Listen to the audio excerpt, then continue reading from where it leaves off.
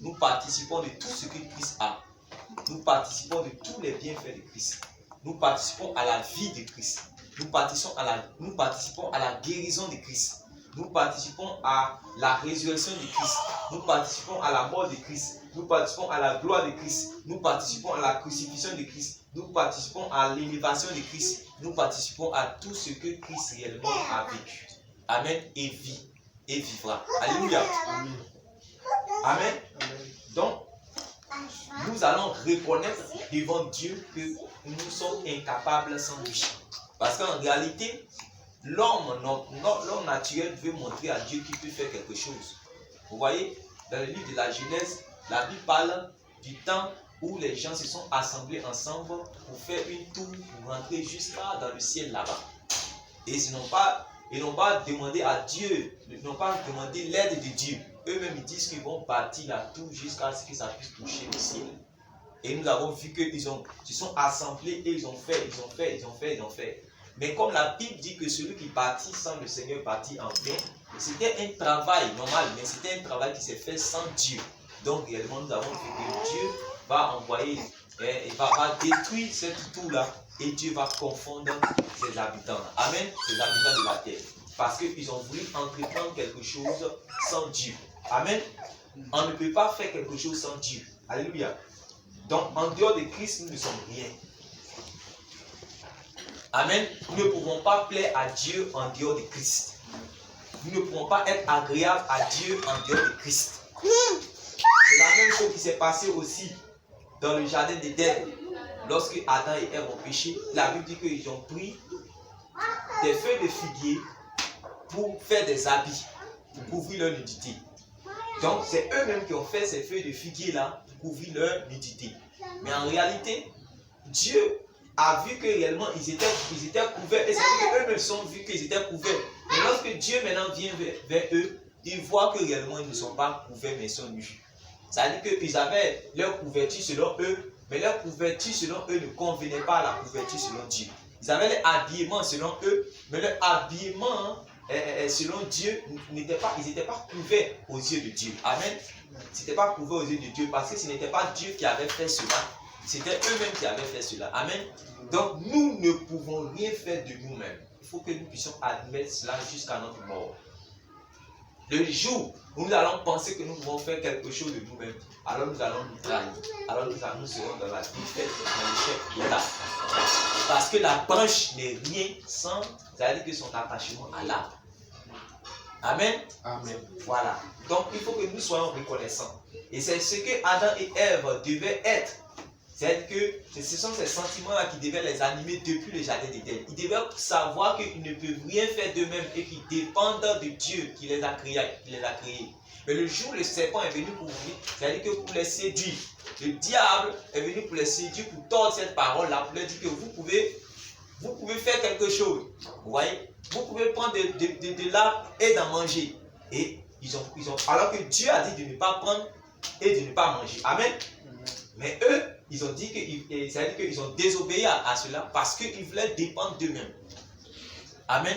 Donc l'homme ne peut pas être indépendant. C'est-à-dire qu'il ne dépend pas de Dieu. Voilà. Donc nous allons reconnaître que nous ne pouvons rien faire sans lui. Chaque jour de notre vie, nous ne pouvons rien faire sans lui. Tout ce que nous allons vouloir faire, nous ne pouvons rien faire sans lui. Et c'est là, ça c'est le commencement, la base de la vie chrétienne. Et c'est ça qui va nous permettre d'avoir une intimité avec le Seigneur, personnellement chacun de nous. Parce que nous avons déjà su que nous ne pouvons rien faire sans le Seigneur Jésus. Alors quand quelqu'un va se lever le matin, quand il voit qu'il a une décision importante à prendre, quand il voit qu'il est dans une situation où il doit faire quelque chose d'important, il faut nécessairement qu'il puisse consulter son Dieu. Mais quand il n'a pas cette révélation, qu'il ne peut rien faire sans Dieu, alors il fait beaucoup de choses, pensant que réellement Dieu va l'accompagner dans ce qu'il est en train de faire. Or, ce n'est pas Dieu qui va l'accompagner, c'est lui qui doit demander à Dieu si Dieu est d'accord par rapport à ce qu'il veut faire. Tout ce que nous allons vouloir faire, même ce qui est de bon, tout, c'est-à-dire que moi je ne peux rien faire qui va être agréable à Dieu. Toi non plus tu ne peux rien faire qui va être agréable à Dieu. Parce que tout ce que tu fais est mauvais et tout ce que je fais c'est mauvais. Mais ce que Christ fait, parce que la Bible dit, quand le Saint-Esprit est descendu sur lui sous la forme d'une colombe, il a dit, celui-ci est mon fils bien-aimé en qui j'ai mis toute mon approbation, mon affection. Amen. Donc c'est lui qui est approuvé. Tous les hommes sont des pécheurs. C'est le Christ seul qui est approuvé. Donc il faut que toi tu sois, ce qui doit t'intéresser, ce qui doit, qu'on appelle ça même, être important pour toi, c'est de savoir si tu demeures en Christ et que le Christ demeure en toi. C'est la chose la plus importante dans la vie chrétienne. Mais si j'avais ce souci un peu, tu as touché là, il faudrait que tu me précises en même temps et puis on continue la parole. Jean-Baptiste qui était né du Saint-Esprit, vraiment a témoigné que Jésus-Christ, celui qui la colombe descendait, c'est lui qui est le Christ. Jean-Baptiste a témoigné et il savait qu'il était là, mais il a douté encore. Il n'a pas eu cette confiance que c'est Jésus lui-même qui est là. Qu'est-ce qui fait ça? Bon, Jésus, il avait, bon, c'est pour ne pas trop aller, Jésus avait deux manifestations. Il a une manifestation où il devait venir en tant que l'agneau de Dieu. Il a une autre manifestation où il doit venir en tant que celui qui va donner l'héritage à Israël. Les enfants d'Israël, la Bible dit que les disciples marchaient avec eux et ils pensaient que le royaume de Dieu allait venir maintenant. Qu'est-ce que ça veut dire? Les disciples pensaient que le royaume de Dieu allait venir maintenant. Or, nous, aujourd'hui, nous savons que... Dans son règne total. Voilà. C'est-à-dire que eux, quand Jésus était avec eux, là, eux, ils pensaient que... C'est pour cela que la maman de Jacques et Jean, Salomé est venu devant Jésus, elle a dit que dans ton royaume, là, il faut que tu fasses asseoir celui-là ici, celui-là ici. Il est en train de avoir l'héritage. Voilà. Et puis encore, quand il voulait rentrer à Jérusalem, dans Jean chapitre 12, quand les gens ont dit, béni soit celui qui vient au nom du Seigneur, et puis ils ont pris les trucs, les montés sur le petit des ânes. Voilà. Vous voyez, en ce moment, ils l'ont reçu en tant que celui qui doit venir pour régner éternellement. Or, lui devait venir pour accomplir une mission de la rédemption des hommes. Et donc, même Jean-Baptiste aussi était parmi réellement ceux qui ont commencé à croire. Oui, en tant qu'homme, Jean-Baptiste était non. C'est pourquoi il dit que en tout homme il y a des faiblesses, mais en Jésus seul il n'y a pas de faiblesse parce que lui il est sans péché. Alléluia. Donc c'est lui réellement. Vous allez voir que quand il va commencer à parler à Jean, il a dit que allez-y dire à Jean que les voix, il y a tout. Il dit que Jean avait tort. Il dit que Jean a tort actuellement où il a fait des pensées comme ça. Alors que Jean-Baptiste était, Jésus l'a dit que réellement, Jean-Baptiste est plus qu'un prophète. Exactement. Mais il y a, malgré qu'il est plus qu'un prophète, il y a eu des défauts. Le côté là, oui. Où il a commencé à avoir le doute. Voilà. Donc c'est pour cela que tout ça, c'est pour nous montrer que la personne vers qui nous devons nous tourner, la personne envers qui nous devons être attachés, la personne avec qui nous devons avoir une communion perpétuelle, permanente, qui va perdurer jusque dans l'éternité, c'est la personne du Seigneur Jésus-Christ. Pas un homme, pas un prophète, pas un prédicateur, pas un super illuminé qui va venir dire que oui, j'ai une nouvelle révélation, j'ai un nouveau message. Non. C'est la personne spéciale, suprême, qui a vaincu la mort, qui a été enseveli, qui est ressuscité, qui est assis à la droite de Dieu le Père et qui revient pour régner. Le Seigneur Jésus-Christ seul. Le Seigneur Jésus-Christ seul. Si on a loupé cette révélation, donc allons-y, chacun de nous personnellement, vers le Christ. Parce que c'est lui qui, voilà, c'est lui qui est agréable à Dieu. C'est l'homme parfait. Amen. C'est l'homme parfait. Donc nous devons demeurer en cet homme et cet homme doit demeurer en nous. Quand Christ demeure en nous et que nous demeurons en Christ, alors nous pouvons être agréables à Dieu. Parce qu'aujourd'hui, beaucoup veulent crucifier la chair. Beaucoup veulent prendre leur croix. Beaucoup veulent faire beaucoup de sacrifices. Mais Dieu ne va pas prendre plaisir dans les sacrifices parce qu'il y a un seul sacrifice qui est agréable à ses yeux. Vous avez vu que dans l'Ancien Testament, il avait dit aux enfants d'Israël de faire les sacrifices. Arrivé à un certain moment, il envoie les prophètes pour leur dire qu'il ne prend pas plaisir en leurs sacrifices. Pourtant, dans la loi, il a dit à Moïse que dit aux enfants d'Israël, non, quand vous voyez les bœufs, les toutaureaux, les ceci, cela, vous allez dire aux sacrificateurs, ils vont faire des sacrifices pour mon peuple pour expier leurs péchés. Mais arrivé à un certain moment où les enfants d'Israël sont en train de pratiquer, il envoie les prophètes maintenant pour leur dire que je n'ai jamais pris plaisir à vos holocaustes là. Je n'ai jamais pris plaisir à cela. Donc, en réalité, c'est ce que la Bible a dit dans Hébreu. Quand la Bible a relaté dans Hébreu, on dit que le sacrifice que Dieu agrée, c'est le Seigneur Jésus-Christ. Voilà pourquoi Jean-Baptiste a dit, voici l'agneau de Dieu qui ôte le péché du monde. Alléluia. Donc, réellement, ce matin, nous allons reconnaître devant Dieu que nous sommes déjà vaincus sans le Christ. Nous sommes faibles sans le Christ. Nous sommes incapables sans le Christ. Nous sommes des vauriens sans le Christ. Nous sommes des plaisantins sans le Christ. Nous sommes déjà vaincus devant le péché sans le Christ. Devant la sirène des eaux et les démons, nos ennemis sont plus forts que nous. Nous allons reconnaître tout cela parce qu'en dehors de Christ, nous sommes complètement foutus. Et tant que nous n'avons pas encore reconnu cela, on va avoir des problèmes dans la vie chrétienne. Amen.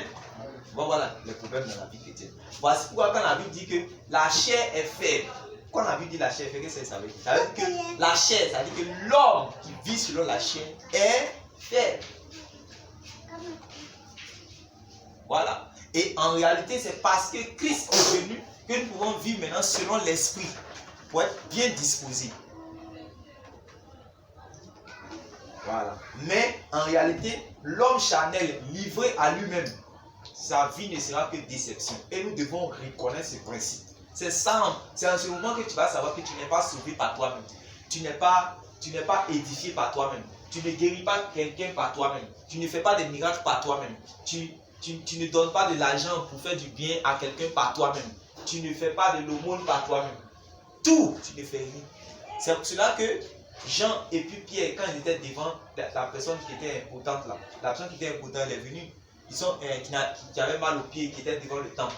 Il dit que nous n'avons ni or ni argent, mais ce que nous avons, au nom de Jésus, lève-toi et marche. Et quand il s'est levé à marcher, ils ont dit que en réalité, ce n'est pas eux qui ont fait, mais c'est dans le nom de Jésus-Christ que cet homme-là, en fait, il s'est levé. Amen.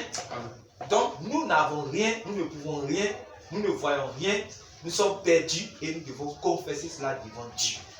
Là, comme ça, Dieu va dire, ok, vous pouvez commencer maintenant. Ça, c'est le commencement de la vie chrétienne. Vous avez reconnu votre défaite. Et si dans notre marche, nous n'avons jamais reconnu cette défaite-là, il faut que nous ayons maintenant cette révélation. Qu'en réalité, devant n'importe quelle circonstance, sans Christ, nous avons déjà perdu. Devant n'importe quelle maladie, sans Christ, nous ne pouvons jamais avoir la guérison. Devant n'importe quel problème, devant n'importe quel péché, devant n'importe quelle montagne, sans Christ, nous sommes déjà vaincus. Et il faut l'admettre. C'est le commencement de la foi. Et Jésus a dit que sans moi, vous ne pouvez rien. Amen. Donc, prions ce matin et reconnaissons cela devant notre Père, notre Dieu, au nom de Jésus. Donc, c'est un peu moi ma position dans la marche dans le Seigneur. Et ma préoccupation, c'est comment est-ce qu'un chrétien peut s'imaginer qu'il a perdu son salut et qui doit lui dire que tu as perdu le salut. Est-ce que c'est toi-même qui sais que tu as perdu le salut ou bien c'est le Seigneur qui doit te dire que tu as perdu le salut? Je ne sais pas si vous me faites comprendre. Parce que moi je dis que j'ai ça et c'est en fonction de ça que je marche. Et je suis certain. Mais il s'avère que quand tu peux le perdre, c'est toi qui peux savoir que tu l'as perdu ou bien c'est Christ qui va te dire que tu l'as perdu. Voilà. C'est une question qui est un peu... C'est simple, mais c'est une question qui est difficile. Parce que, pourquoi je dis que c'est difficile? Parce que c'est un sujet qui n'a pas été enseigné, voilà, enseigné comme ça dans la Bible. On parle soit de la paix du salut, ou on parle d'une sécurité du salut. Voilà. Mais il y a dans la Bible des versets qui réellement nous donnent une pensée. Voilà, il y a dans la Bible des versets qui nous donnent une pensée de ce que nous avons une assurance du salut. Voilà. Nous avons une assurance du salut. Il y a des versets dans la Bible qui nous permettent de pouvoir, qui nous donnent, c'est-à-dire que, qui nous donnent un enseignement de pouvoir comprendre que il faut entretenir ce salut-là. Il faut entretenir ce salut. Et en fait, la dernière fois, comme j'avais parlé, j'avais dit que quand nous marchons avec le Seigneur, nous devons marcher avec ces deux révélations. La première révélation, c'est de comprendre l'amour de Dieu pour nous. C'est là qu'est le commencement. Et c'est ce que nous avons vu tout à l'heure ce matin. L'amour de Dieu pour nous, c'est-à-dire qu'au moment où nous n'avons pas aimé Dieu, Dieu nous a aimés. Donc, si nous nous imaginons qu'au moment où nous étions les filles des pécheurs, Dieu nous a aimés, ça veut dire que ce n'est pas au moment de notre marche chrétienne que soit parce que nous allons tomber dans un péché, ou bien nous sommes faibles, ou bien nous avons transgressé à sa loi, et en même temps, il va nous corriger. Ça veut dire qu'au moment où tu étais le plus grand des pécheurs, là où le péché avait abondé, même la grâce a surabondé. Donc toi, tu dois avoir cette révélation, combattre le diable. Parce que le diable va venir au moment où tu vas chuter, où tu vas tomber, pour te dire que Dieu t'a abandonné. Et il va venir te répéter cela pour que tu puisses faire de l'assurance de ce salut-là et aller plus loin encore dans le péché. Ouais. Donc, la première révélation que l'homme doit avoir, le chrétien, l'enfant de Dieu doit avoir, c'est d'avoir la révélation de l'amour de Dieu pour lui. Amen. Mais l'amour de Dieu a deux facettes. Quand on dit l'amour, ça a deux facettes. C'est comme une monnaie de pièces. Il y a l'amour qui est là, et il y a l'amour qui est là, oui, et il y a la vérité de l'autre côté. Regardons la loi royale. Comment on explique la loi royale? On dit, même dans les 10 commandements de Dieu, vous allez voir que il y a un amour qui se tourne vers Dieu et il y a un amour qui se tourne vers notre prochain. Ouais. Il y a toujours un amour qui se tourne, il y a un amour qui se tourne vers Dieu et un amour qui se tourne vers notre prochain. Donc ça veut dire que Dieu veut que l'homme puisse avoir un amour pour lui. Ce n'est pas seulement Dieu qui va avoir un amour pour l'homme. Et c'est pas que vous comprenez. L'amour que l'homme, que Dieu a pour nous, c'est la grâce. Parce que nous, au moment où Dieu nous a aimés, là, nous n'avons pas aimé Dieu.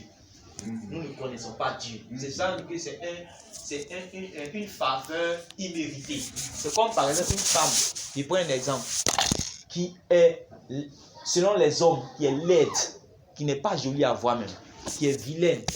Je parle à la manière des hommes. Oui. Et un homme, un prince, un bel homme qui est un roi, qui est beau, qui a toute la gloire, et il dit que c'est celle-là que moi je veux. Je la veux. Les hommes vont dire, mais attends, mais qu'est-ce qu'elle a de plus, qu'est-ce qu'elle a qui peut réellement, qui peut t'attirer? Alors qu'on dit que c'est la femme la plus laide du monde entier, il parle selon les hommes. Mais comment toi tu dis que tu la veux? Il dit que non, je ne sais pas, mais c'est elle que je veux en mariage. Et puis il laisse toutes les misses du monde là, et il dit que c'est elle là que je veux. En ce moment, on va dire que c'est une faveur. La sauver. Voilà. C'est une faveur. Ouais. C'est comme ça se passe. Elle n'a rien fait de bon. Elle n'a pas, c'est-à-dire qu'en matière de qualité, là, elle est déjà disqualifiée. Oui. Mais lui, il dit que c'est elle veut. C'est la même chose par rapport à la grâce. L'amour de Dieu pour nous. Nous n'avons rien de bon en nous.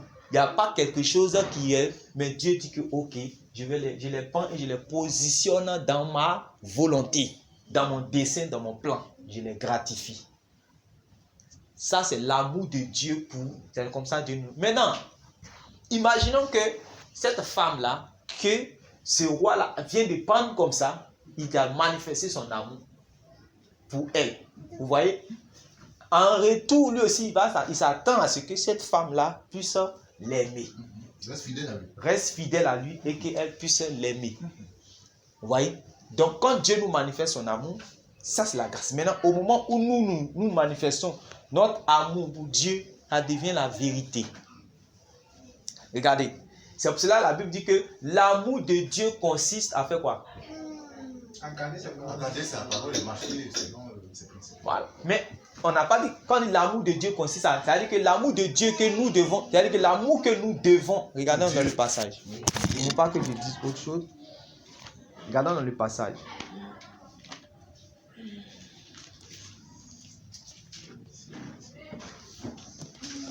C'est dans 1 Jean.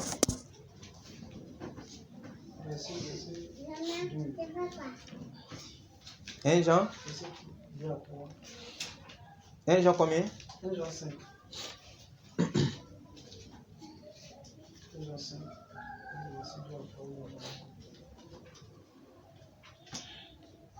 Vous pouvez lire 1 Jean 5 à partir du verset 2.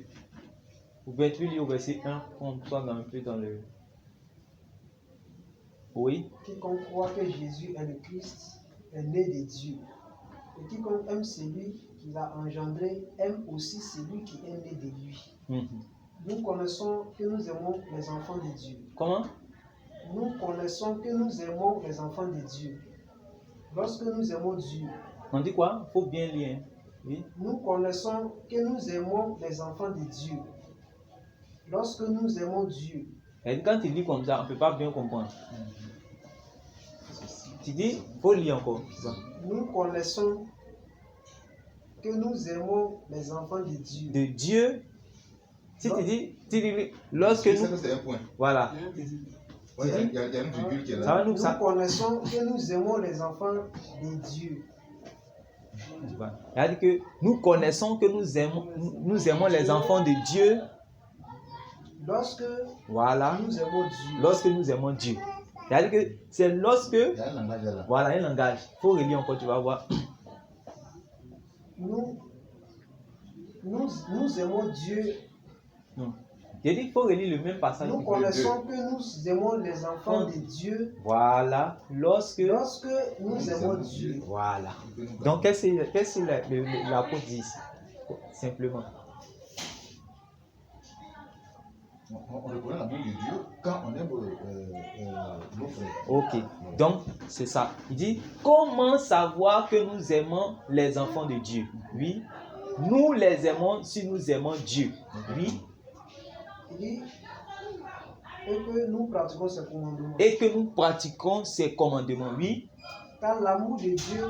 Car l'amour de Dieu consiste à garder ses commandements. Consiste à garder ses commandements. Et ces commandements ne sont pas pénibles. Et ces commandements ne sont pas pénibles. Oui. Parce que tout ce qui est né de Dieu triomphe du monde. Oui. Et la victoire qui triomphe du monde, c'est notre foi. Voilà. Donc, il dit que l'amour que nous avons, quand on dit que j'ai l'amour de Dieu, on dit que cet amour-là consiste à être fidèle à Dieu, à garder les commandements de Dieu. C'est-à-dire que lui, il a montré son amour. Parce qu'au moment où personne ne montrait son amour, où tu n'étais pas quelqu'un d'agréable, il dit que toi, je t'aime. Mais en retour, il faut que cet amour-là puisse être réciproque. Il faut que cet amour-là soit réciproque.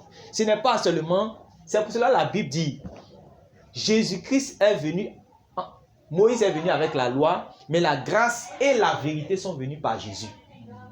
Amen. Jésus n'est pas venu seulement avec la grâce. Jésus n'est pas venu seulement pour sauver les hommes. Ce n'est pas seulement le seul but de Jésus. Jésus est venu avec la grâce, mais Jésus est venu avec un enseignement. Cet enseignement-là, en fait, consiste, c'est-à-dire que la pratique, la mise en pratique de cet enseignement consiste à l'amour que l'homme a pour Dieu. La grâce, c'est l'amour que Dieu a pour l'homme. Maintenant, quand Dieu a manifesté cet amour-là pour l'homme, l'homme reçoit l'enseignement de Dieu pour que lui puisse aimer Dieu. Et en ce moment, cet amour-là sera parfait et cet amour-là va perdurer. Mais quand l'amour-là, c'est un seul côté, regardez ce qui s'est passé avec les enfants d'Israël. Parce que nous ne sommes pas le premier peuple de Dieu. L'Église n'est pas le premier peuple de Dieu parce qu'il y a eu un peuple qui a été un peuple de Dieu avant nous. Le peuple d'Israël. Qu'est-ce qu'Abraham a fait pour que réellement Dieu se révèle à Abraham? Rien. Il a vu Abraham, Genèse chapitre 12, et il s'est révélé à Abraham. Il a appelé Abraham. Il a dit à Abraham de quitter son père, sa mère, de quitter, de partir réellement dans le lieu où il va l'envoyer. C'est pour montrer un peu l'appel de Dieu. Et que réellement, quand Dieu nous appelle, on est appelé à quitter quelque chose. C'est-à-dire que, entre parenthèses, pour dire à toutes les personnes réellement qui pensent que quand Dieu nous appelle, il n'y a pas quelque chose à quitter. Mais dans la grâce, tout ça, là, ça fait partie. Parce que tu vas quitter quelque part aussi. C'est pour cela qu'on ne peut pas parler la repentance même fait partie du côté de la grâce. Le fait que nous puissions quitter l'ancienne vie pour venir de la nouvelle vie, réellement, tout ça, ça fait partie de la grâce. Donc, Abraham n'avait rien fait. Amen. Les enfants d'Israël aussi n'ont rien fait quand ils étaient en Égypte pour que Dieu puisse réellement les délivrer de la puissance des pharaons. Ils n'ont rien fait. Mais une fois que Dieu maintenant va finir de les délivrer de la puissance des pharaons, Dieu va les envoyer maintenant arriver à un certain moment dans le désert. Et quand ils seront dans le désert, Dieu va maintenant instituer sa loi. Pourquoi? Il va donner ses commandements à Moïse. Et il va dire à Moïse que viens, tu vas faire une alliance entre moi et puis le peuple là. Parce que quand je les ai délivrés, je les ai montré mon amour. Amen. Je leur ai montré mon amour. Donc maintenant qu'ils sont dans le désert, je vais faire une alliance avec eux.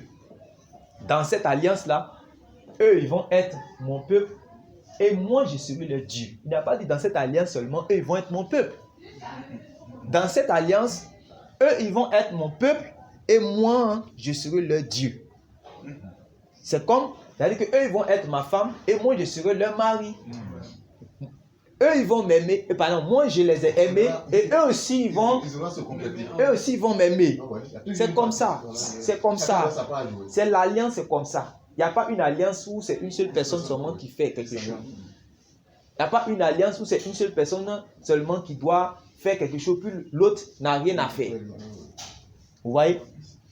Vous voyez? Donc, en réalité, Dieu manifeste cet amour. Maintenant, qu'il a manifesté son amour, il fait quoi? Pour que cet amour-là puisse perdurer, parce que imaginez un homme qui marie une femme, sachant que cette femme-là va aller avec quelqu'un d'autre, mais cette femme-là réellement ne va pas l'aimer. L'homme-là doit faire en sorte que cette femme-là puisse l'aimer. Donc, qu'est-ce que Dieu va faire? Il va donner maintenant, dans Exode chapitre 24, il va donner ses commandements au peuple d'Israël. Et il s'est dit quoi? C'est quand les enfants d'Israël mettent en pratique ce commandement qu'eux sont tenus de lui dire que Dieu en t'aime. Ce n'est pas où on dit que Dieu, je ne sais pas si vous comprenez. Lui, comment lui a manifesté son amour? Ils étaient en Égypte pendant qu'ils sont en train de souffrir Pharaon. Leur manière de dire que, c'est-à-dire que la manière de Dieu de dire aux enfants d'Israël qu'il les aime, il vient, il les délivre et tue toute l'armée de Pharaon dans la mer Rouge et les fait sortir. Au moment où personne même ne priait Dieu là-bas. En Égypte là-bas, les enfants d'Israël ne priaient pas Dieu. Ils ne connaissaient pas ce Dieu-là. Voilà. Donc ils ne connaissaient rien qui pouvait attirer Dieu même. Rien. Mais en ce moment-là, Dieu lui les aimait. Et qu'est-ce qu'il va faire? Il va descendre en Égypte, manifester la puissance, les délivrer. C'est comme ça. Il va prendre par le sang des agneaux, voilà, qui était le symbole de Christ. Donc, il va les délivrer par la puissance de Christ. Et c'est la même chose. Maintenant qu'il les a délivrés par la puissance de Christ, regardez ce qui va se passer dès qu'ils arrivent dans le désert, là.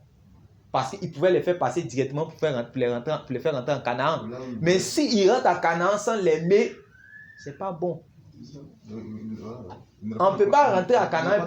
Canaan, c'est le symbole du ciel, c'est le symbole du paradis, c'est le symbole de la félicité céleste, c'est le symbole du royaume de Dieu. Tu vas prendre une femme, tu vas l'envoyer dans ton foyer, elle ne t'aime pas. Donc voilà pourquoi il va faire quoi? Il va la prendre à l'aimer. Allons-y dans Osée, où Dieu va apprendre à son peuple à l'aimer. Parce que s'il n'a pas appris à son peuple à l'aimer, c'est dangereux. Osée.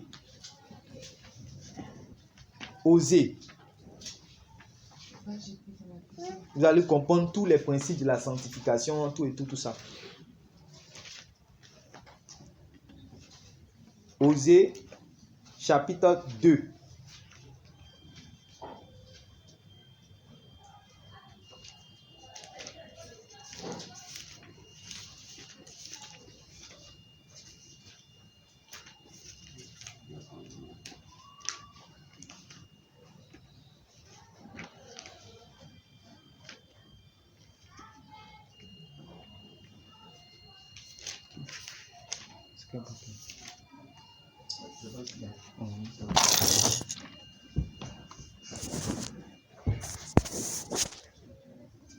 Oui, je l'ai conduit dans le désert.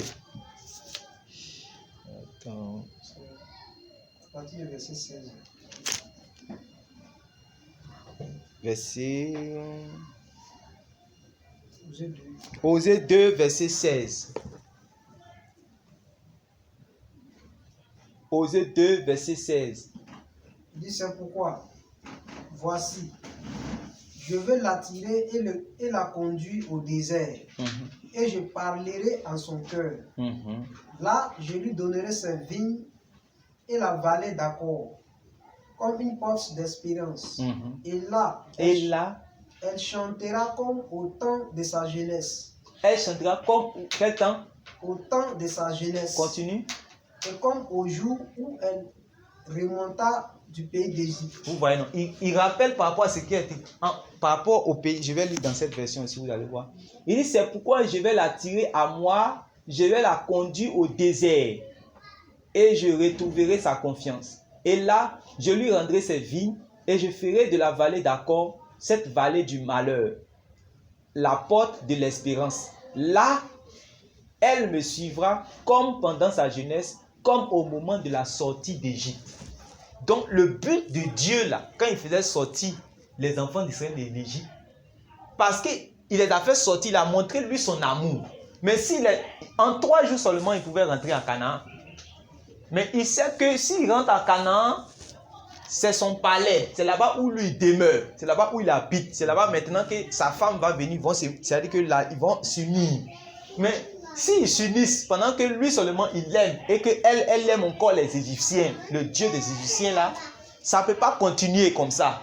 Donc lui, il va l'envoyer dans le désert pour qu'elle puisse apprendre à l'aimer. Je ne sais pas si vous voyez. Il dit, je vais la conduire au désert, comme au jour. En fait, dans ce passage, il rappelle qu'il a fait exprès de conduire les enfants d'Israël dans le désert pour qu'ils puissent les apprendre à l'aimer dans le désert. Pour dire que dans une relation, dans une alliance avec Dieu, dans une alliance, dans une relation, dans une marche avec Dieu, ce n'est pas seulement que l'amour de Dieu pour nous qui compte, mais il y a aussi l'amour que nous portons à Dieu. Et Jésus-Christ est venu montrer cela. Regardez, il dit, celui-ci est mon fils bien-aimé en qui j'ai mis tout mon... Ok. Ça, c'est le Père qui rend, comment on appelle ça même, qui témoigne de son amour pour le Fils. Amen. Mais nous avons vu que dans la marche, le Fils va témoigner de son amour pour le Père, pour que ce lien-là puisse perdurer. Et comment le Fils témoigne son amour pour le Père? En obéissant à son Père, c'est tout. En ce moment, ce mariage, ce lien-là va continuer. Cette alliance-là va continuer.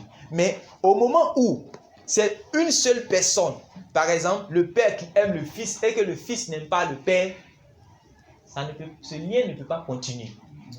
Quand vous devez avoir aussi... C'est pas une bonne amitié. C'est pas une bonne amitié. Même la nature nous enseigne. Ce n'est pas une bonne amitié. Et nous devons avoir cette révélation dans notre marche chrétienne. Parce que quoi? Vu que ces points, par exemple, de la perte du salut ou de la sécurité du salut n'ont pas été étalés pleinement comme enseignement, nous devons marcher avec une certaine révélation pour que simplement nous puissions avoir la compréhension de la chose. Mais en réalité, tout le monde sait qu'un vrai, parce que celui qu'on entend nous parler, celui qui a la révélation de l'amour de Dieu pour lui et qui a la révélation de l'amour que lui a pour Dieu, c'est celui-là qu'on appelle le vrai chrétien. Or, nous savons que tout vrai chrétien ne peut pas perdre le salut. Parce que réellement, le vrai chrétien, c'est celui-là qui a reçu l'amour de Dieu, mais qui a manifesté son amour pour Dieu. Donc, comment celui-là va perdre son salut? Celui-là ne peut pas perdre son salut, puisque réellement, il a eu la révélation de l'amour de Dieu pour lui. Amen. Il a eu la révélation de l'amour que lui a pour Dieu. Comme réellement le Fils a. C'est-à-dire que le Père a aimé le Fils. Et le Fils a aimé aussi le Père. Les deux se sont aimés. Et réellement, Dieu nous a aimés, nous devons aimer Dieu. C'est en ce moment qu'on parle des chrétiens qui ne peuvent pas perdre son salut. Parce que comment un homme comme ça va perdre son salut? C'est impossible. Parce qu'il demeure en Dieu, Dieu demeure en lui. tant que réellement cet amour, nous demeurons en Dieu à cause de l'amour de Dieu. Dieu demeure en nous à cause de son amour aussi pour nous. Amen. C'est pour ça même qu'on parle de, on dit, nous sommes sauvés, non par nos œuvres, nous sommes sauvés par grâce et non par les œuvres. Nous sommes sauvés, on dit Dieu nous a sauvés par grâce et c'est par le moyen de la foi. Quelqu'un réellement qui a la révélation de l'amour de Dieu pour lui et qui a la révélation de l'amour que lui a pour Dieu, en réalité, c'est cette personne-là qui demeure dans la foi. Et toute personne réellement qui demeure dans la foi, comment cette personne-là réellement va perdre son salut? En réalité, le problème c'est quoi? Sinon, écoutez bien, nous parlons de la même chose, mais c'est la manière que nous dispensons l'enseignement qui fatigue les gens. Sinon, nous parlons de la même chose. Tu vas leur demander, quand on va commencer à parler par rapport au salut, d'autres ils vont dire non, non, quand je prêche, que je commence à parler souvent peut-être de la sévérité de Dieu, ou du côté que non, l'homme doit montrer son amour pour Dieu. Celui qui n'a pas encore la révélation de la deuxième partie dont on est en train de parler, il va penser que moi je suis en train de prêcher la perte du salut. Ou bien il va dire que non, un vrai chrétien ne peut pas perdre. Mais en réalité, moi je ne suis pas en train de dire aussi qu'un vrai chrétien perd son salut. Mais comment un vrai chrétien va perdre son salut? C'est impossible.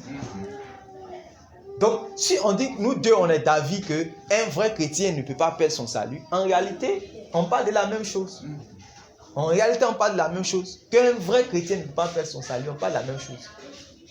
Ouais. Maintenant, le problème, c'est comme j'ai dit, de la manière que cet enseignement-là est dispensé. C'est ça réellement qui fait que d'autres sont à gauche et d'autres sont à droite. Par exemple, comme j'ai parlé, la Bible n'a pas parlé de sécurité éternelle. Aujourd'hui, c'est devenu un enseignement. C'est devenu un enseignement qui a commencé à partir de... Même avant William Branham, il y avait certaines personnes qui enseignaient une certaine sécurité éternelle. C'est-à-dire quoi? Que lorsque tu es venu à Christ, tous tes péchés passés, tous tes péchés présents et tous les péchés que tu vas faire, tout est pardonné. Donc, il n'y a rien à faire. Seulement qu'on appelle ça même, dès que tu es chrétien net, c'est-à-dire que tout ce que tu vas faire dans la vie, là, ce n'est rien. Ça ne peut jamais. Ça devient maintenant un désordre. Ça devient maintenant quoi? Un désordre maintenant. Et ça montre que réellement, toi, tu n'aimes pas Dieu. Exactement. Or, si tu n'aimes pas Dieu, est-ce que cet amour peut perdurer? Donc, ça veut dire que toi, tu n'es pas dans une position de vrai chrétien, mais tu es dans une position de faux chrétien. En ce moment, toi, là, tu ne peux pas dire que toi, tu vas rentrer dans le ciel. Tu ne peux pas dire que toi, tu as la vie éternelle.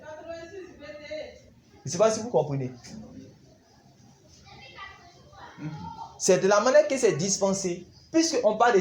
Regardez, quand tu dis à quelqu'un, tu parles de quelqu'un, tu parles d'une sécurité. C'est une expression qu'aucun apôtre n'a donné même dans les Écritures. Aucun apôtre même n'a donné un enseignement pour dire que non, un chrétien même... Pourquoi les apôtres ont fait exprès, n'ont jamais prêché qu'un chrétien ne peut jamais perdre le salut? Pourquoi les apôtres n'ont jamais prêché comme ça? Pourquoi dans la loi de Dieu, il y a toujours par exemple un si? Pourquoi dans les paroles du Seigneur, il y a toujours un si? Parce que le Seigneur veut, dans le but de Dieu, c'est d'emmener la personne que lui, il aime à l'aimer aussi. Donc, il faut que dans cet amour, si par exemple, toi, tu es dans une relation avec ta femme, et réellement, tu ne lui montres pas que, même avec les enfants, tout est permis. Tu lui dis que tout est permis. Est-ce que cet amour, ça va durer? Bon, si tout est permis, ok, il n'y a pas de problème. Premier jour, vous avez fini les noces. Le lendemain, elles se vont mettre tout son corps dehors. Les gens couchent à elle. Cet amour-là, c'est un amour qui va continuer. C'est un déshonneur. Donc, qu'est-ce que tu vas faire? Tu vas lui montrer que, moi, je suis à toi. Toi aussi, tu es à moi. Toi, tu ne peux pas faire cela. Une intimité. Voilà. Et même, il y aura des lois, il y aura des règles qui vont vous régir. Et c'est dans le respect réellement de ces règles-là que cet amour-là va perdurer. Et quand elle est en train d'obéir à ces règles-là, et que toi aussi, quand elle est en train d'obéir à ces règles, c'est en ce moment qu'elle te montre son amour. Vous voyez, non? Je prends un exemple. Un homme qui est fidèle à sa femme. Un homme qui est fidèle à sa femme. Il est en train de prouver quoi à sa femme? C'est simple. Il n'a pas besoin de dire à sa femme que je t'aime. Il n'y a pas besoin de dire que forcément ta femme seulement que je t'aime, je t'aime, je t'aime. Voilà, je ne sais pas. Mais le jour que réellement, sa femme va arriver peut-être, on va arriver au dernier jugement et puis ils vont mettre les trucs, ils vont voir comment par l'aide de Dieu, comment il s'est efforcé à rester fidèle à sa femme là, malgré toutes les tentations qui étaient dans ce monde. C'est ce jour-là, elle va comprendre que oui, ce n'était pas une affaire de dire non que Saint-Valentin, voici ton cadeau. Quoi, comme elle va regarder autour d'elle, elle va dire non que mais les gens là, ils sont là, ils donnent les cadeaux, ils viennent avec les présents, mais toi tu m'as jamais dit ça, tu m'as jamais dit les... Mais si elle savait combien de fois il souffre réellement pour elle, elle n'a pas dit que oui, ceci, cela. Ouais, donc ça ne consiste pas seulement en parole pour dire je suis chrétien, je suis chrétien, je suis chrétien. Mais le fait d'être attaché à Dieu, le fait d'être fidèle à Dieu, c'est en ce moment que nous montrons notre amour à Dieu. Et c'est en ce moment que cet amour-là peut continuer, peut perdurer. Amen. Amen. Le problème se trouve où, mon frère? Le problème se trouve dans Matthieu chapitre 4, par rapport aux paraboles de chaque type de terre. Allons-y, lis là-bas.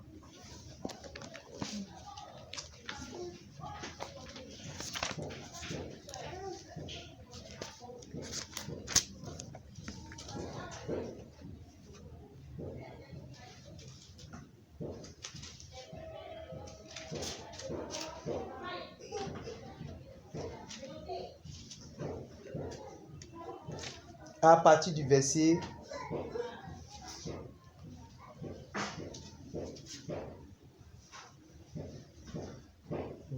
Matthieu chapitre 13, pardonnez.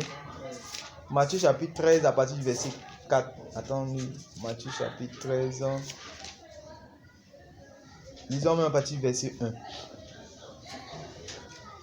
1 à 9. Regardons, Matthieu chapitre 13, verset 1 à 9. Amen. Allons-y. Matthieu chapitre 13, verset 1 à 9. Ce même jour. Ce même jour, Jésus sortit de la maison. Jésus sortit de la maison et s'assit au bord de la mer. Et s'assit au bord de la mer. Une grande foule s'étant assemblée auprès de lui. Oui. Il monta dans une barque et il s'assit. Oui. Toute la foule se tenait sur le rivage. Il leur parla en parabole sur beaucoup de choses et il dit. Un semeur sortit pour s'aimer. Comme il s'aimait, une partie de la semence tomba le long du chemin. Il faut répéter ces versets-là. Un semeur sortit pour s'aimer. Un semeur sortit pour s'aimer. Comme il s'aimait, une partie de la semence tomba le long du chemin. Voilà. Le semeur, c'est qui? La semence, c'est quoi?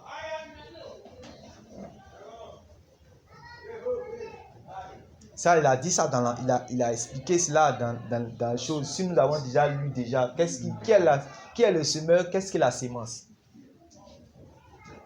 La parole qui est la semence. Qui est le semeur maintenant? C'est Jésus. C'est Jésus. Jésus, ok.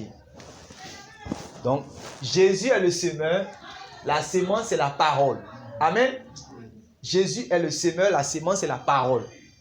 Or, quand nous lisons dans Jacques chapitre 1, le verset 18, la Bible dit qu'il nous a engendrés par la parole de la vérité. Donc, en réalité, on dit que le semeur, lui, passe sur le chemin et il va ensemencer.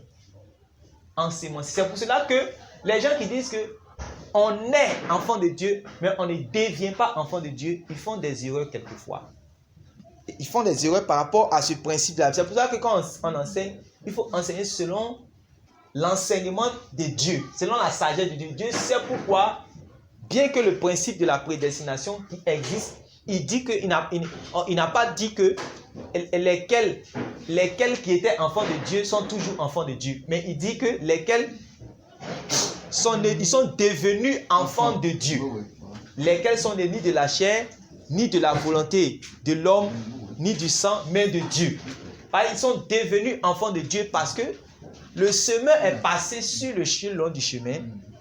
Et ceux qui étaient nés du sang, de la chair, de la volonté humaine et la volonté des hommes, il a pris la sémence et il les a ensémencés. Par la parole de la vérité dans Jacques chapitre 1 verset 18, si tu veux, tu peux lire rapidement. On va regarder ce passage-là. Oui.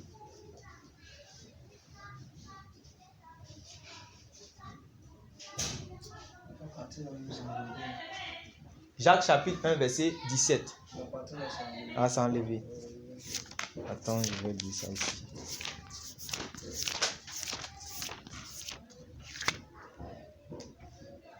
Verset 17. Mhm. Dit toute grâce, excellence et tout don parfait descend d'en haut, du Père des Lumières, sur lequel il n'y a ni changement ni ombre de variation. Maintenant, verset 18. C'est verset 18. Il nous a engendrés selon sa volonté par la parole de vérité, Oui. afin que nous soyons en quelque sorte les prémices de ses créatures. Voilà. Il nous a engendrés selon sa volonté par la parole de la vérité. C'est la parole de la vérité qui est la sémence. Amen. Ce n'est pas nous qui sommes la sémence. C'est la parole là qui est la sémence. C'est pour ça qu'il a dit que en Christ, nous ne sommes rien. Nous ne sommes rien de bon. En dehors de Christ, nous ne sommes rien. Amen. Amen. C'est la sémence là qui a fait de nous les enfants de Dieu. On dit, il nous a engendrés par la parole de la vérité. C'est pour ça qu'on dit que à ceux qui l'ont reçu, on dit que ceux qui l'ont reçu là, elle, la sémence là, qui est la parole, leur a donné le pouvoir de devenir enfants de Dieu. Et c'est pour ça qu'on dit que les enfants de Dieu ne pêchent point. Pourquoi? Parce que la sémence de Dieu, la parole de Dieu, demeure en eux. Amen. Amen. Donc Christ est le sémeur. Amen. Sa parole, ou encore, parce que lui, Christ aussi est la parole, Christ aussi en même temps est le sémeur. Amen.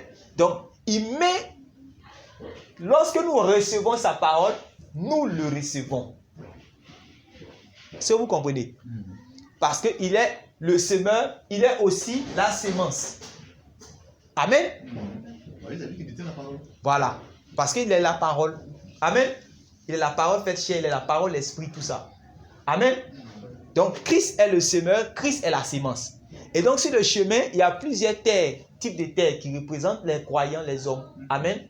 Et il va positionner. Donc, le problème n'est pas... Le problème, c'est que toutes les différentes terres vont recevoir la même sémence.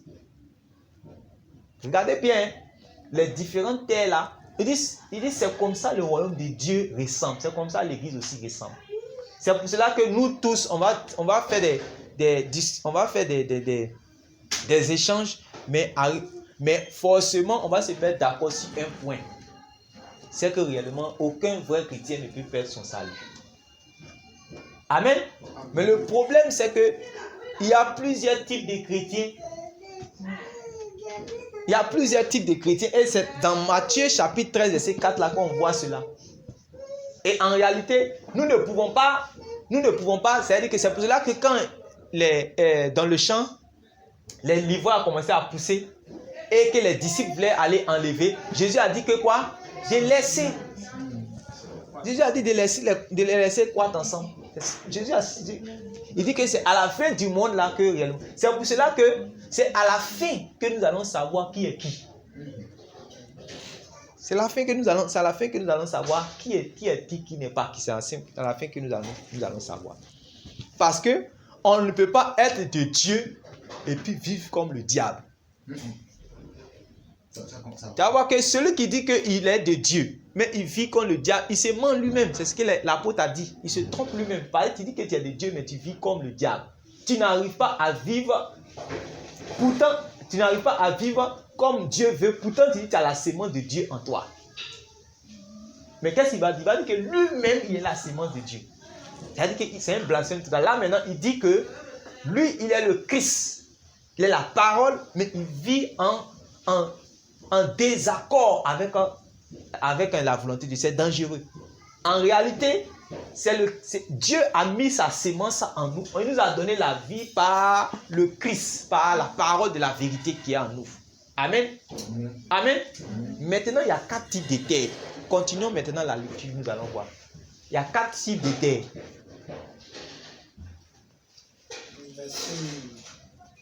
Comment? 4 types de terres, nous allons au verset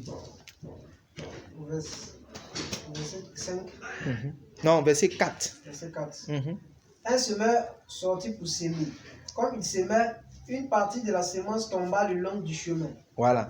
Une partie de la semence tomba le long du chemin. Les oiseaux vinrent et la mangèrent. Les oiseaux vinrent et la mangèrent.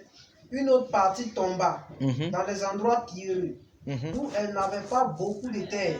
Mhm. Elle leva aussitôt, Elle leva aussitôt. parce qu'elle ne trouva pas un sol profond. Ça veut dire que la semence là, tellement que la semence est bonne, la semence peut produire des effets sur une terre même qui n'est pas une bonne terre. Ça peut commencer même à produire des effets. Je prends un exemple, par exemple, Judas l'Iscariote. Judas l'Iscariote, il était avec Jésus.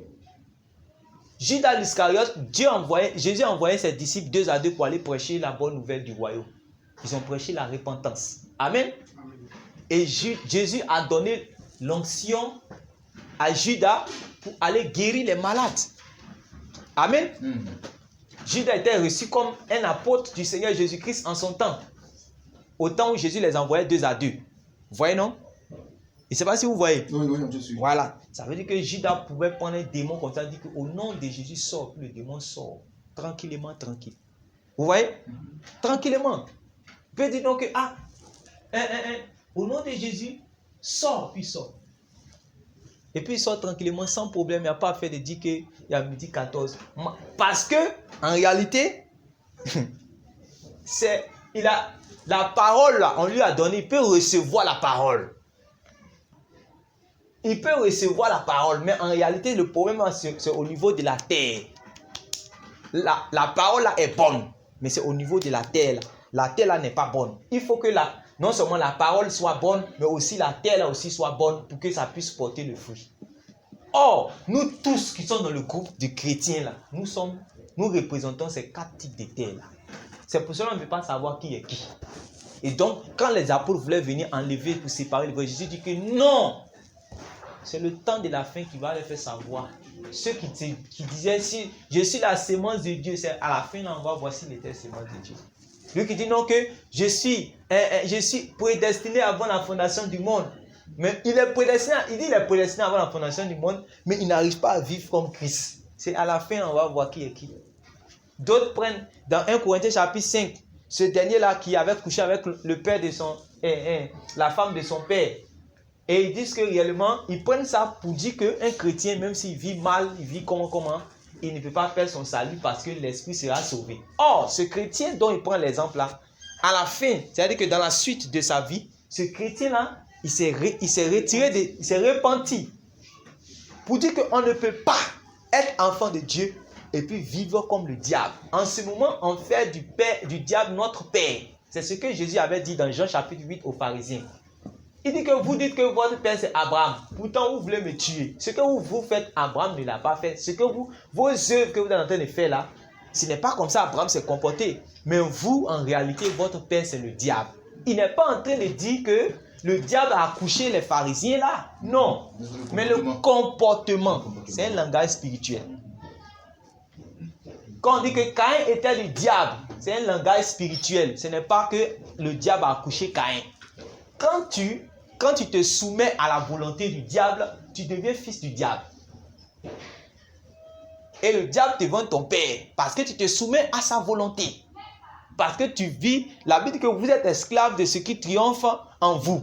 C'est-à-dire que tu deviens serviteur du diable. Et tu es serviteur, aujourd'hui nous sommes enfants de Dieu parce que nous sommes serviteurs aussi de Dieu. Et si toi tu es serviteur du diable, tu es enfant du diable. Regardez dans Éphésiens chapitre 2.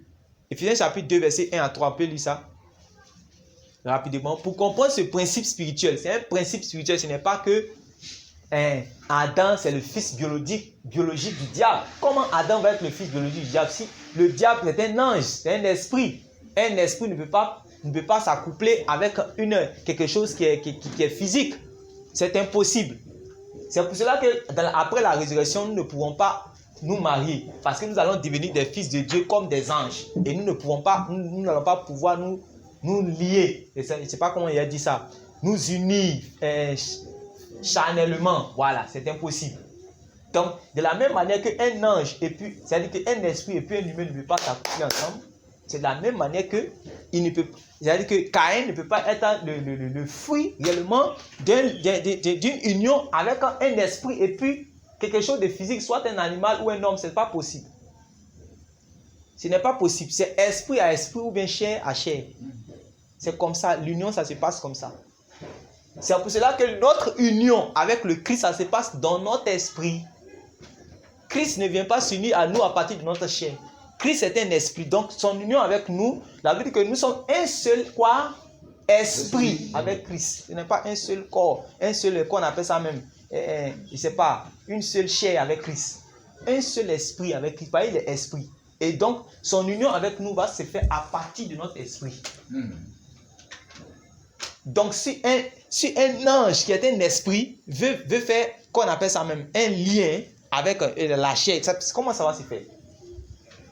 Vous voyez? Ça, c'est une parenthèse. Mais pour nous dire que quoi? Quand on dit que Caïn était du diable, ça ne veut pas dire que Caïn, il a été accouché par le diable.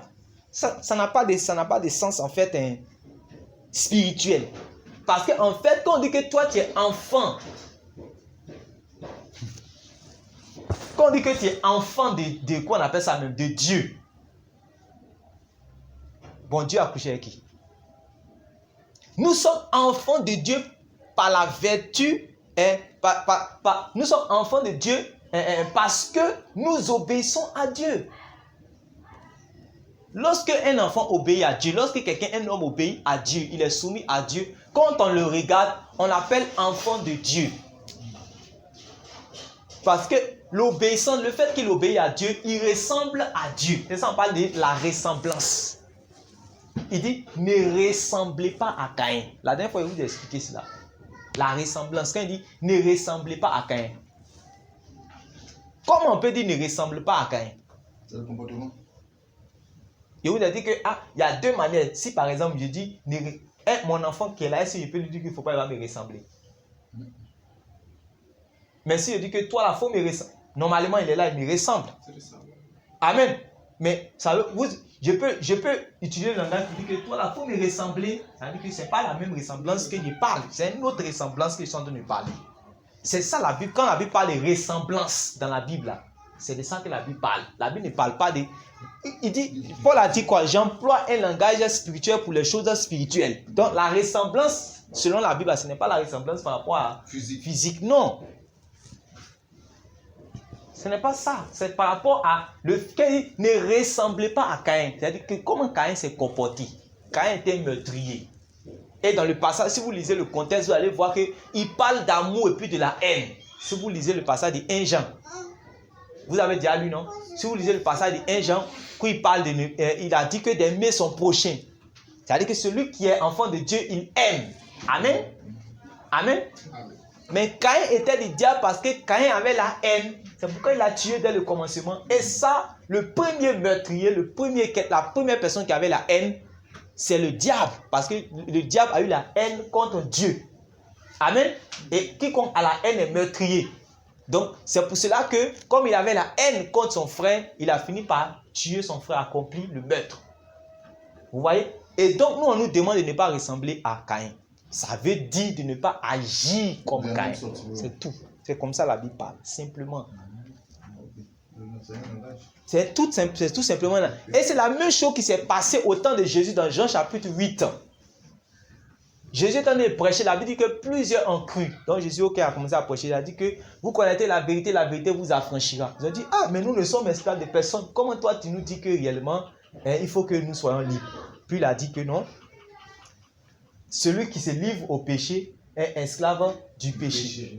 Amen. Il dit que si quelqu'un est affranchi par le Fils, si le Fils vous affranchit, vous serez réellement libre. Et dans la suite, il commence à parler, il dit que je reconnais, il y a ce qu'il va dire.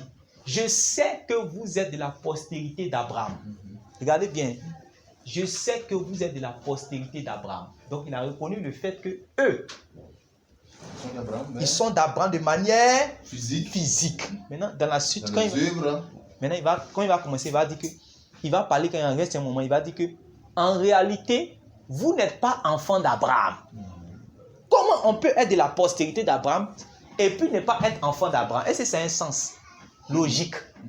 mais spirituellement, ça a un sens. C'est ce qu'il est en train de dire. Lui qui est là, il peut, physiquement, c'est mon enfant. Il peut dire qu'il me ressemble, ou bien il est mon enfant de ma postérité, parce que physiquement, on se ressemble, selon la chair. Mais si par exemple, dans ma conduite, je prends un exemple, dans ma conduite, il ne me ressemble pas. Voilà, on peut dire que toi, tu ne ressembles pas à ton papa. Hein. C'est la même chose, mes frères. On voit que les enfants d'Israël, là, eux, ils veulent tuer Jésus. C'est-à-dire que ce sont des meurtriers. Alors que Abraham n'était pas meurtrier. Il dit que non, c'est que votre père, là, c'est le diable. Ça, c'est un principe spirituel. Donc, réellement, lorsque nous obéissons soit à Dieu, soit qu'on appelle ça, au diable, nous endossons leur paternité. Nous devenons leurs enfants. C'est-à-dire que si tu obéis à Dieu, tu témoignes que toi, tu es enfant de Dieu. Quand tu obéis au diable, tu témoignes que tu es enfant du diable. C'est une loi spirituelle. C'est un principe biblique dans la Bible. Il y en a beaucoup. Amen. Amen. Mais ce n'est pas parce que, regardez, quand on dit par exemple que, aujourd'hui beaucoup de personnes prennent ce passage aussi pour parler. Quand Jean-Baptiste a dit, quand les gens voulaient venir se faire baptiser, on dit que Jean-Baptiste a dit que race de vipères. Ce qui est race de vipères, ça veut dire que réellement, ce sont les fils du serpent. On peut prendre ce passage-là pour expliquer un langage spirituel, certes, il n'y a pas de problème. Mais tout passage a un premier sens.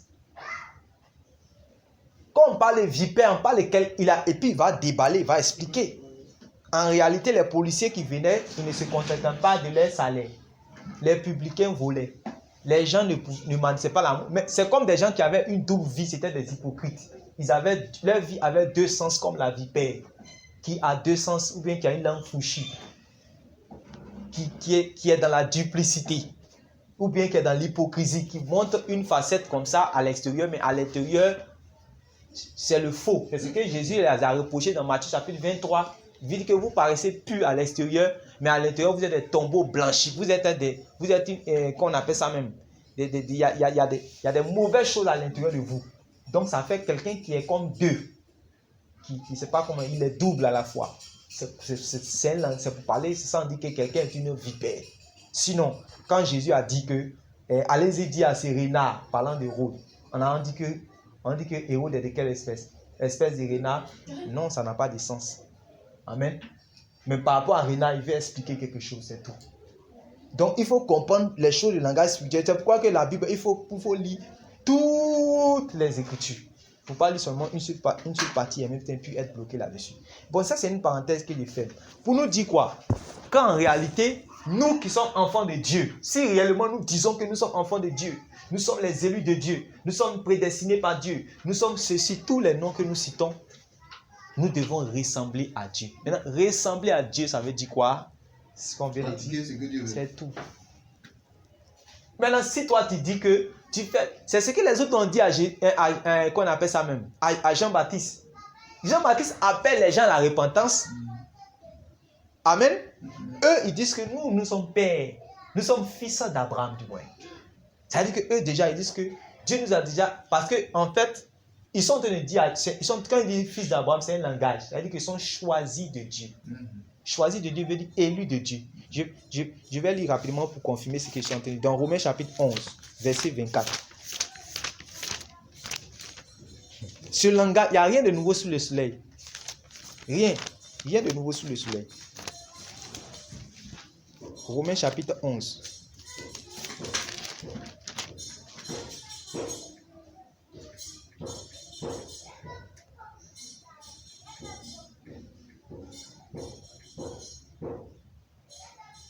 C'est toi, tu as été coupé de l'olivier naturellement. Non, attends, je cherche un passage là pour.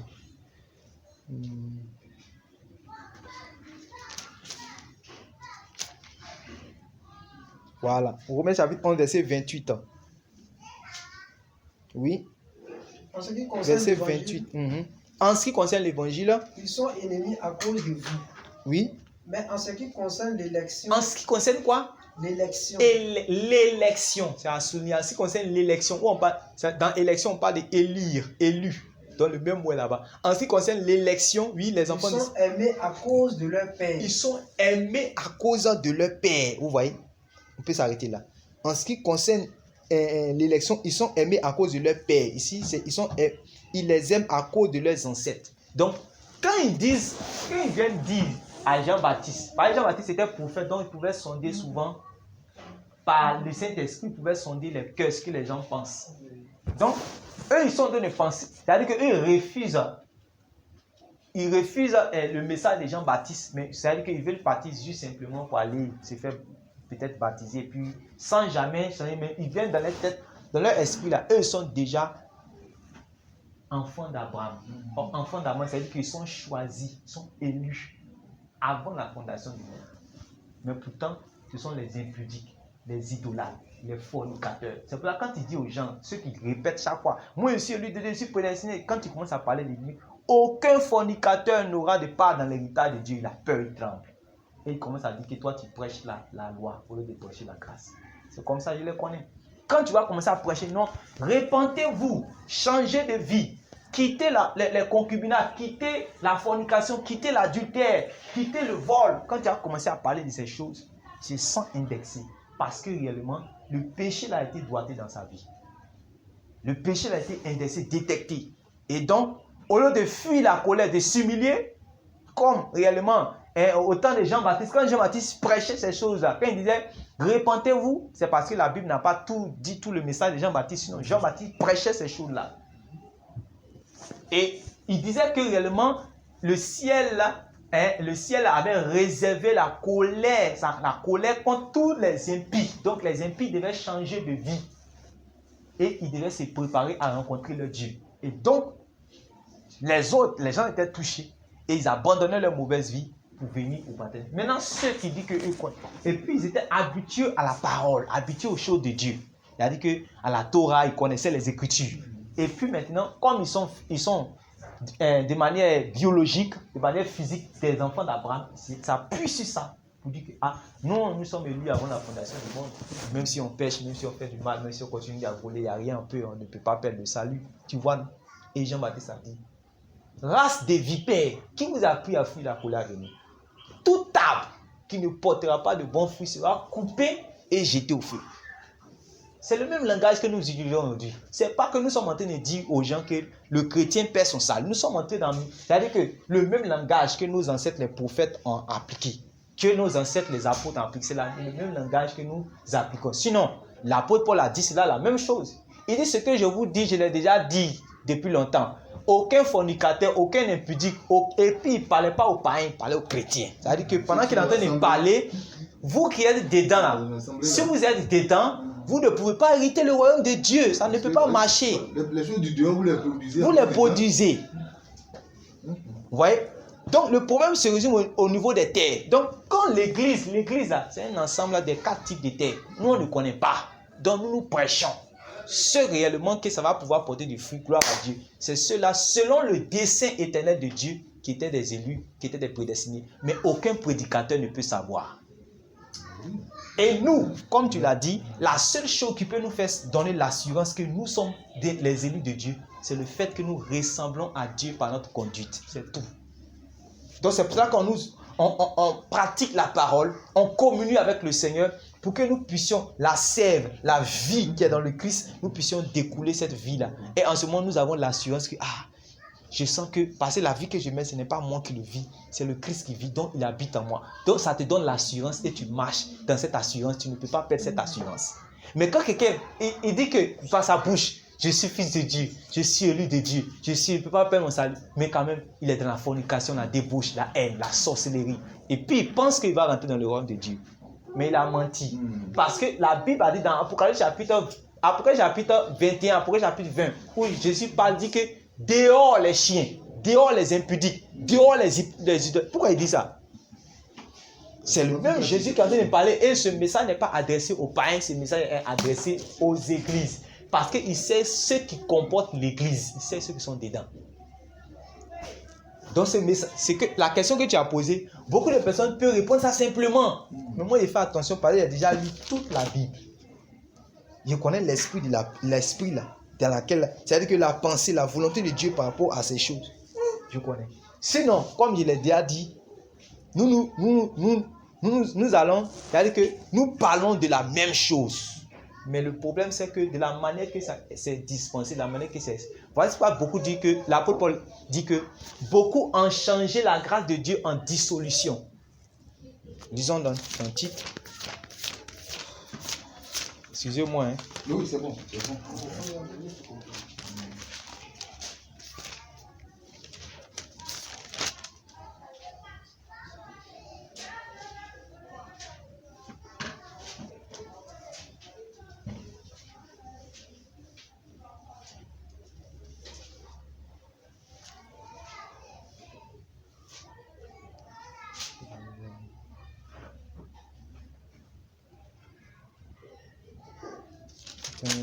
Jude, pardon.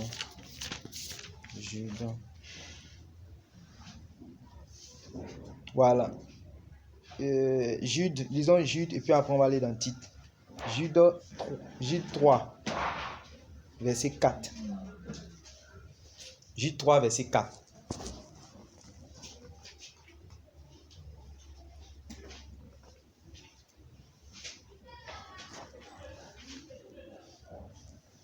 Jude, verset 4. Jude 3, 4.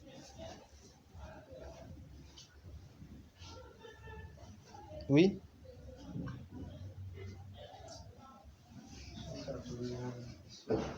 Oui, frère, tu as trouvé. Jude, c'est juste avant Apocalypse. Juste avant Apocalypse.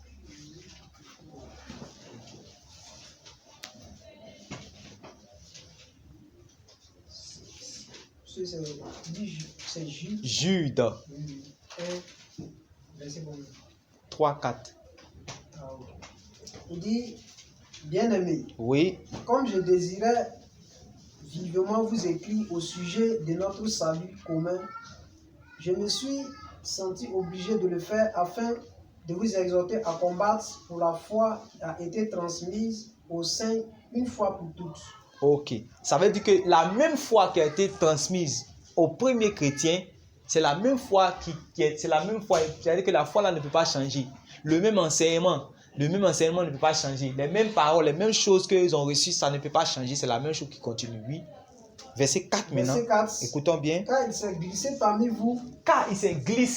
vous certains hommes dont la condamnation est écrite depuis longtemps. Des impies. Qui changent la grâce de notre Dieu en dissolution. Ils changent la grâce de notre Dieu. C'est-à-dire que le message de Dieu, ils changent le message en quoi? En dissolution. Vous voyez? Ils tordent le message. Si je lis dans cette version, on dit ils tordent le message d'amour de notre Dieu. Voilà, il y a bien ici. Comme on tu parlais d'amour, il dit ils tordent le message d'amour de notre Dieu afin de pouvoir se conduire n'importe comment. Et ils rejettent Jésus-Christ, notre seul Maître et Seigneur. Donc, le fait qu'ils se conduisent n'importe comment, ils rejettent le Christ. Vous voyez? Donc, on dit, ils tordent le message d'amour de notre Dieu.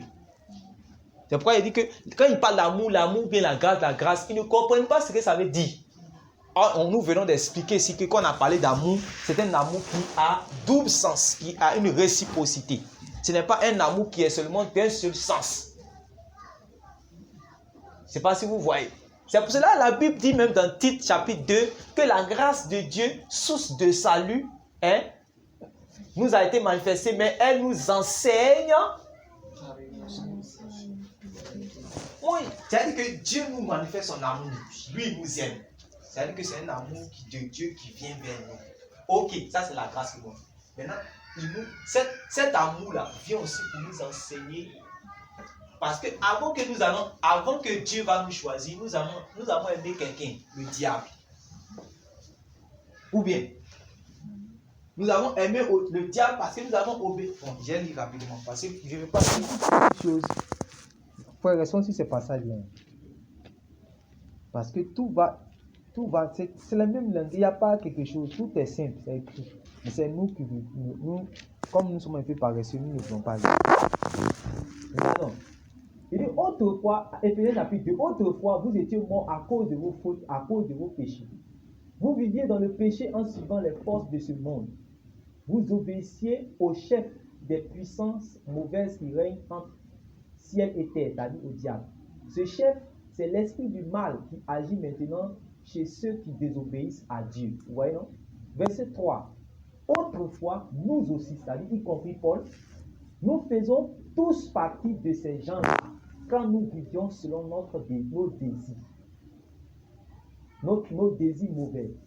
Nous obéissions à ces désirs et à nos pensées mauvaises. À cause de notre nature, nous méritions la colère de Dieu comme les autres. À cause de notre nature. Oui, j'aime ce dit. À cause de notre nature, dit que nous faisons passer de Éphésiens chapitre 2, verset 1 à 3. Vous voyez? Donc, en réalité, nous avons aimé le diable parce que nous avons obéi au diable. C'est tout. C'est une loi spirituelle.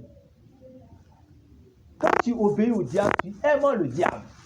Quand la Bible dit, n'aimez pas le... Bon, là, de mon avis, pas un dieu, tu ne comprends pas. C'est un langage spirituel que toi, tu es en train de lui dire. Tu aimes tout le monde dit qu'il te regarde. Tu dis, j'aime le monde comme il ne comprend pas. Tu aimes le monde, hein, il ne comprend pas. Or, le fait qu'il marche selon le monde, il aime le monde comme ça. C'est ça un langage spirituel, mes frères. Donc, quand je dis que nous, avant d'aimer Dieu, nous avons aimé le diable. Parce que quoi? Nous avons obéi au diable. Nous avons marché selon le train du monde du diable, où il est le chef. Maintenant, normalement, avec cela, nous ne méritons pas l'amour de Dieu, n'est-ce pas? La grâce maintenant vient en compte. Au moment où tu ne mérites pas l'amour de Dieu, parce que tu es en train d'aimer le diable qui est l'ennemi de Dieu, Dieu dit que moi je t'aime. Et il te prend. Maintenant, en te prenant, puisque toi, il sait que tu aimes quelqu'un, il faut qu'il t'enseigne à l'aimer. Il sait que tu aimes quelqu'un, donc il faut qu'il t'enseigne à l'aimer. On va pouvoir prendre les remèdes dans le désir. Il ne vient pas seulement avec l'amour. Il vient avec l'amour et la vérité. Et quand lui, il t'aime, lui, il t'enseigne à l'aimer. Pendant que toi, tu es en train de l'aimer, c'est en ce moment que cet amour-là va pouvoir perdurer. Maintenant, le problème, c'est que dans le groupe, là, ceux qu'il aime, il y a d'autres qui aiment le... Regardez, la Bible dit qu'il y avait un certain Démas qui marchait avec Paul. Il faisait l'œuvre de Dieu avec Paul. Quand ils sont arrivés à Thessalonique, Démas, la Bible dit que Paul dit de Démas que Démas m'a abandonné parce qu'il aime trop le monde. C'est ce que la Bible dit dans certaines versions. Il m'a abandonné parce qu'il aime le monde, il aime trop le monde. Donc il a abandonné parce qu'il a abandonné l'œuvre de Dieu, le service de Dieu. Abandonner le service de Dieu, c'est abandonner Dieu. Tout chrétien est serviteur de Dieu. Donc, si tu as abandonné le service de Dieu, tu as abandonné Dieu. Par exemple, tu es en train de servir le diable. Alors, si tu sers le diable, tu aimes le diable. Alors, si tu aimes le diable, nous pouvons continuer jusqu'à la fin. Nous allons nous trouver à la conclusion. C'est l'enfer éternel. Ouais, non. Et nous sommes beaucoup comme ça. C'est pour cela que la Bible dit, par exemple, que Jésus dit il y a beaucoup d'appelés, mais peu d'élus. Pourquoi Jésus dit il y a beaucoup d'appelés? Qui sont les appelés? Tous les chrétiens. Tous les Chrétiens. Peu d'élus, c'est qui? Ceux qui seront saints. En réalité, les élus là, c'est ceux-là qui sont les vrais. Mais le problème, c'est que tout le monde, les élus aussi font partie des appelés. C'est un assemblage. C'est une assemblée, ils font partie des appelés. C'est dans leur marche. À la fin, on va savoir qui est qui. C'est tout. C'est dans ça que nous sommes. C'est qui? Vous voyez? C'est dans ça que nous sommes. Et donc, dans ce chemin-là, il y a beaucoup qui ne vont pas aimer la vérité. Dieu va leur donner un esprit d'égarement. Pourquoi? Parce qu'au départ, ils ont connu quelque chose, la vérité. Ils ont connu la vérité qui pouvait les sauver. Ils n'ont pas pu marcher avec ça. Alors que d'autres sont dans le monde même, mais n'ont pas connu cette vérité. Donc, ce qui va attirer la colère de Dieu pour ces personnes-là, c'est que eux, ils ont eu même l'opportunité de pouvoir comprendre, voilà. Et ils n'ont pas.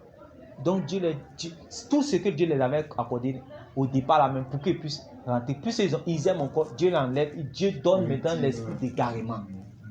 Ça, c'est ce qui est écrit dans 2 Thessaloniciens, chapitre 2. il dit que Dieu a donné un esprit d'égarement pour qu'ils puissent se perdre.